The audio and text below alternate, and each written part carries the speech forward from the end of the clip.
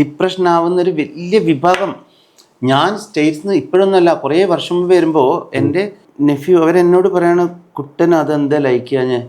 ഞാൻ പറഞ്ഞേ അന്നൊന്നും ഞാനിത് മനസ്സിലാക്കിയിട്ട് തന്നെ ഇല്ല. അന്ന് എനിക്ക് പേജസ് ഉണ്ടോയെന്ന് തന്നെ എനിക്ക് പറഞ്ഞു. ഞാൻ വാസ് ലൈക്ക് എന്താ അല്ല സച്ചുവിൻ്റെത് ലൈക്കാക്കിനി അവരുടെ മോനും മോളുമാണ് മുത്തച്ഛൻ്റെ മോള്.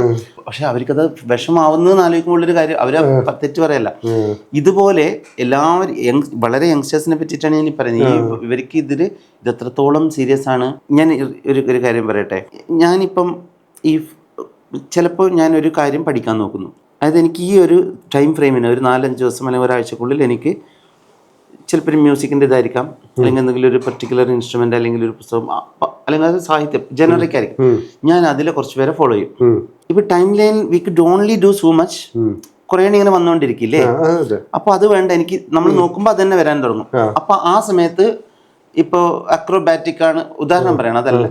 അപ്പൊ അതിന്റെ 3-4 ആളുണ്ടോ, അത് എനിക്ക് ആ സമയത്ത് കണ്ടുകൊണ്ട് ഒരു കാര്യമില്ല. അപ്പൊ ഞാനത് അൺഫോളോ ചെയ്യും. കാരണം അതെനിക്ക് അപ്പം ആവശ്യമില്ല. ഇത് പിന്നെ നമ്മളൊരു സബ്സ്ക്രിപ്ഷൻ വരിസംഖ്യ കൊടുത്തിട്ട് അവരുടെ കുടുംബത്തിൽ ചിലർ അങ്ങനത്തെ ഒന്നും അല്ലല്ലോ, സഹായിക്കുന്നതൊന്നും അല്ലല്ലോ. അപ്പം നമ്മളത് ചെയ്യുന്നു. പക്ഷേ ഇതൊക്കെ ഇതിന്റെ പേരിലൊക്കെ ഡിപ്രഷനായ ആൾക്കാരുണ്ടെന്ന്.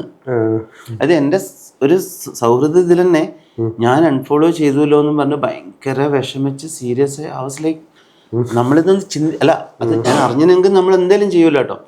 പക്ഷെ നമ്മൾ ആലോചിക്കാത്ത രീതിയിൽ എന്നാൽ വളരെ സെൻസിബിൾ ആയിട്ടുള്ള, വളരെ എഡ്യൂക്കേറ്റഡ് ആയിട്ട് വലിയ പൊസിഷനിൽ നിൽക്കുന്ന ഒരാളാണ്.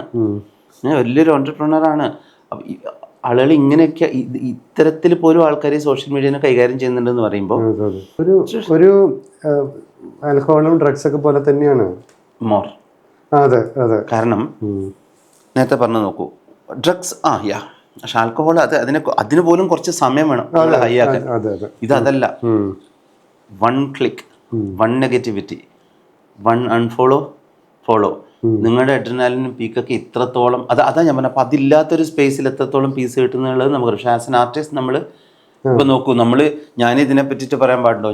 നമ്മൾ ഇതിലൊരു റെവല്യൂഷൻ പോലെ ഉണ്ടാക്കിക്കൊണ്ടിരിക്കുകയാണ് market. I mean single post ആണ് നമുക്കിപ്പോൾ ഒരു സോൾഡ് ഔട്ട്.